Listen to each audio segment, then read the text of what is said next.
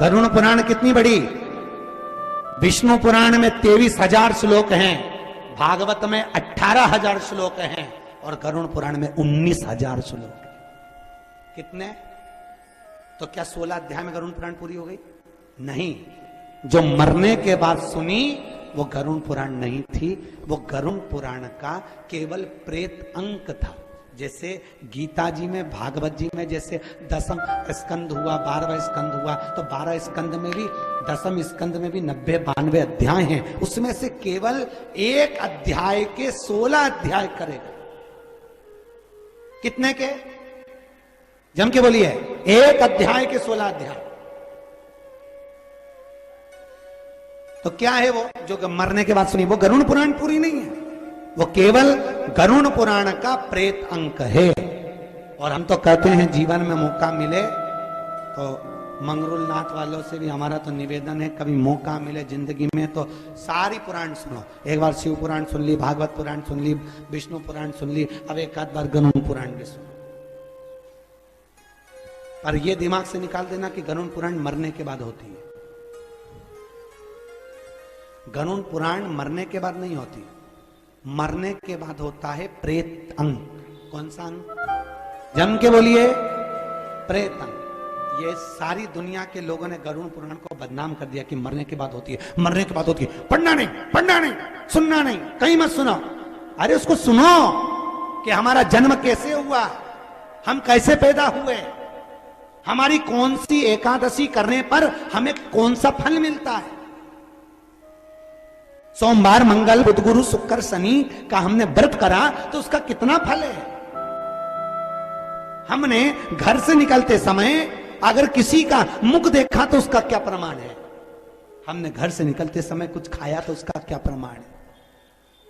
84 लाख योनियों में गरुड़ पुराण में लिखा है चौथे नंबर की योनि होती है कुत्ता की योनि। किसकी योनि? बोलो जम के। कुत्ता की योनि। और 84 लाख योनियों में आखिरी की योनि है गौ माता की योनि। किसकी योनि? गौ माता की। उसके बाद योनि किसकी आ गई? मनुष्य की। 84 लाख पूरी हुई तो किसकी योनि हुई? मनुष्य की। चौथी योनि कुत्ता की, आखिरी योनि गाय की, उसके बाद की योनि मनुष्य की। तो गरुड़ पुराण की कथा भागवत में ली और क्या कहा कि घर में कुत्ता मत पालो। क्या पालो? बोलो जम के। गाय पालो। क्यों? कुत्ता पालोगे, कुत्ता पालते पालते, क्यों? मृत्यु का कोई ठिकाना नहीं। आज के जमाने शुगर कब बढ़ जाए, अटैक कब आ जाए, हार्ट अटैक कब आ जाए, कब ब्लड प्रेशर बढ़ जाए, अब एक्सीडेंट हो जाए, जीवन का कोई ठिकाना है। तो मालूम पड़े कुत्ते को मॉर्निंग वॉक में घुमा रहे थे और मॉर्निंग वॉक में घुमाते घुमाते अटैक आ गया और कुत्ता को घुमाते घुमाते मर गए तो क्या बन गए? बोलो तो सही। कुत्ता। और गाय को अगर पालते पालते, गौ माता की सेवा करते करते, गौ माता की अर्चना करते करते अगर हमारे प्राण छूट गए तो काय की योनि में चले गए? बोलो जम के। गौ माता की। भागवत जी में लिखा है जड़ भरत ने हिरण की सेवा करी तो हिरण की योनि में चले गया था। गाय की सेवा करोगे तो गाय की योनि में जाओगे, कुत्ता की सेवा करोगे तो,